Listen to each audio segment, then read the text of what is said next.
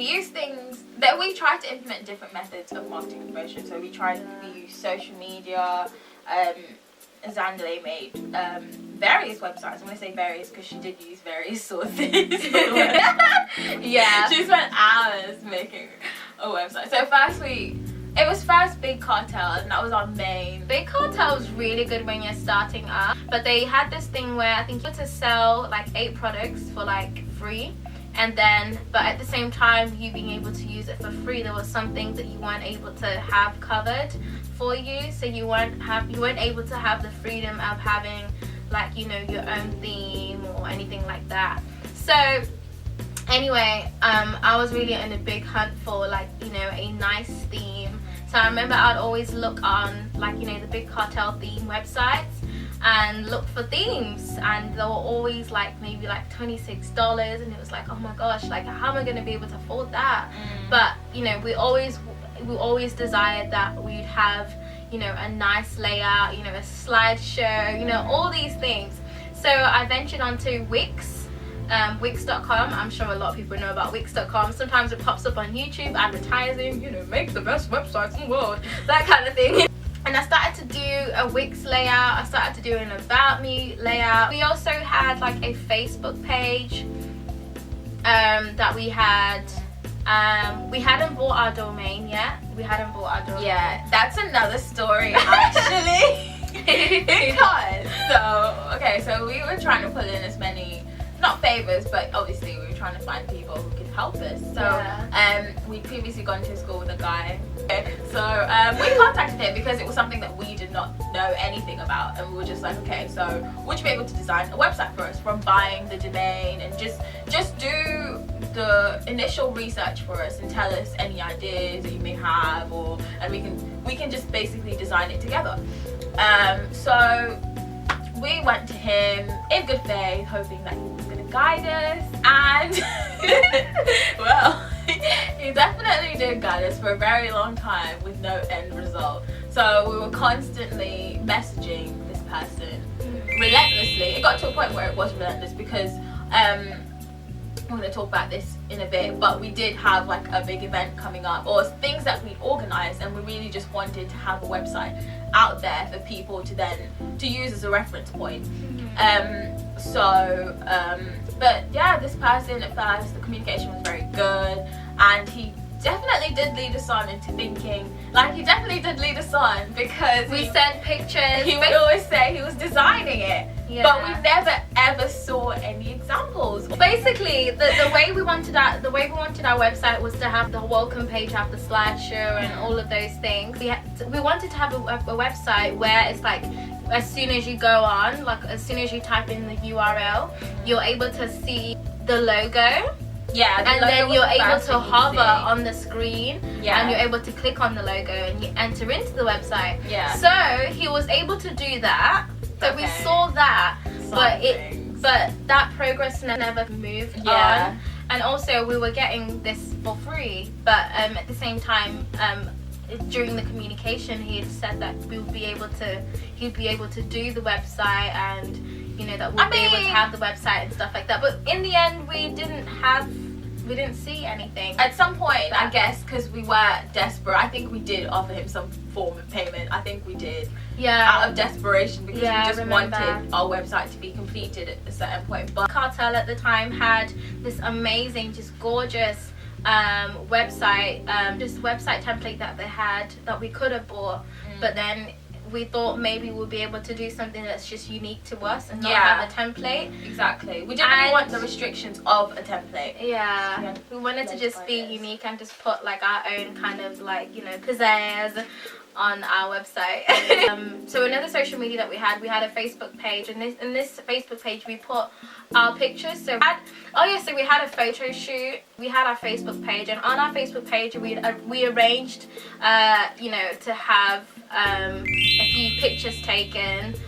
So we had a photo shoot like in the park. We were able to shoot all of the shirts that we had. Yeah. And so basically we put that on our Facebook page. So after putting that on our Facebook page and having our Big Cartel website sorted, well, on the side, and at the same time trying to have an official website put up and a domain being bought, and stuff like that. So even the guy had given us offers from his website. So basically he had a business that he was trying to do as well. So he'd offered us, you know, like loads of like perks, like a domain and stuff like that. So we really had like really big hopes for this. But yeah, so just it's really such a big learning curve. And in the midst of us having our photo shoot done, our Facebook page done, we wanted to be able to also advertise on Facebook.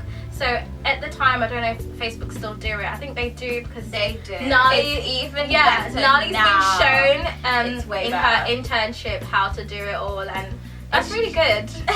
It's just basically we wanted to put a Facebook ad out there.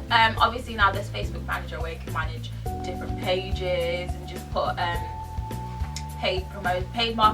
paid advertisements out where you can really sort of target the audience that you're going for. And it was really, it's good now because you could start at a low budget, but at the time I think it was like £50, and it was a bit high. like, yeah, where would we get £50 from? yeah, we didn't have those funds. We didn't really have £50 to be able to like advertise, so we never had that privilege. Yeah, But today it's cheaper. You know, like it's Noe way said, cheaper. you're able to put down some money. like £5. I mean, there's like you can put a minimum amount, and that minimum amount will get you a specific amount of exposure, and it just tells you the amount of outreach that it's going to have.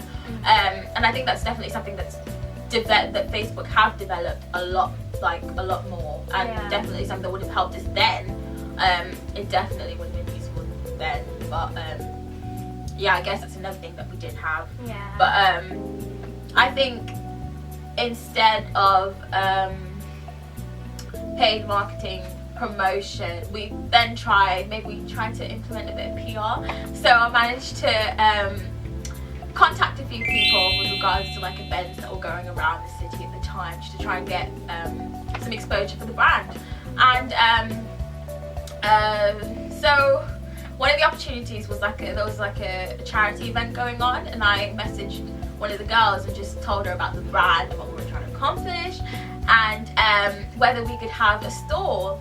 But unfortunately at the time we also had to pay for the stall, and we just didn't have the funds for that. Yeah. You don't get things for free. You don't get things for free. But she was really keen on the idea, and she was like, if we have anything else, we'll definitely keep in contact with you.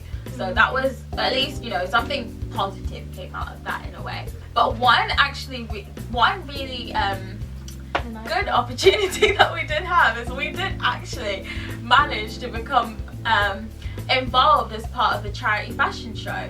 And this was really exciting for us because I think this is when PhunkFresh had really gained momentum. Like quite a few people did know about it, and you know, so we managed to somehow get ourselves into this charity fashion show. It was quite a big event of the city at the time. So we're starting to organise everything, the shirts, how they're going to be styled. Like we're really putting a lot of thought into how our brand was going to be put across on this stage. Organising models as such, just really trying to models are always an issue for us, but yeah, just really trying to get all the elements put together. So the event, actually we actually had managed to get most of the things together, and I think the event was happening on a Friday night, and people had to buy the tables or something. And I think I remember at the time, like my mom even bought, she really wanted to go with her friends, so she was coming along to support us, and she told all her friends about it. And yeah, it got to that point, and but yeah, so within like a few days before the show, we received some heartbreaking news that would have to have ID. Because unfortunately, and we were not 18 at the time, so where would we get the ID from? Yeah, the charity fashion show was taking place in like a nightclub environment at night, and unfortunately some of our models were too young to even be in the nightclub. They were like 16. Same as we were. We were 17, I think. Yeah, so unfortunately at the time we did try and message people to see if they would make an exception of having us there, but unfortunately because alcohol was being served, we could not participate, and that was a real letdown, because I feel like maybe had that charity fashion show gone well, you never know what opportunities could come up for that. But So yeah, that was kind of sad. I think that was really heartbreaking because we put a lot of planning and preparation into that show. But yeah, it was I remember I even had to literally rush the sewing. Yeah. Because most of the tops were like had the tacking stitch on there. I don't know Yeah. if any of you know tacking, but yeah, I'd done some tacking on some of the shirts, and I just knew like, okay, they have to get sewn. And yeah, I remember having to just rush to get them sewn. Yeah, really trying to meet professionally. deadlines. So and then to find out that it's a nightclub. Oh, we couldn't do it. It was just heartbreaking. It was Yeah. really heartbreaking. And I think that was one of the We were things. expecting that even if it's in a nightclub, but it's a fashion show, you know. Yeah, that we should be able to go in. at least showcase our fashion, and then we can leave. We don't have to stay. We can leave as long as we got to showcase our tops brand. and leave. Yeah. Yeah. But unfortunately, we weren't allowed to. yeah. But you know, just gotta draw the positive. That was a lesson learned. Yeah, like even all of these experiences that we're talking about, we're really not speaking them out of like just complacency, but we're really speaking them out of like, wow, like we learned so much from that. And that, yeah, I really hope that it's like, you know, kind of like it really inspiring you just to know that even in the midst of, okay, problems, rocks, and just keep hitting rocks, and like it's like, okay, I want to do this, but this is failing, but just know that just keep going. You know, like doors will really open, like just keep going. And yeah, thank you for watching. See you soon. If you like the video, don't forget to rate, comment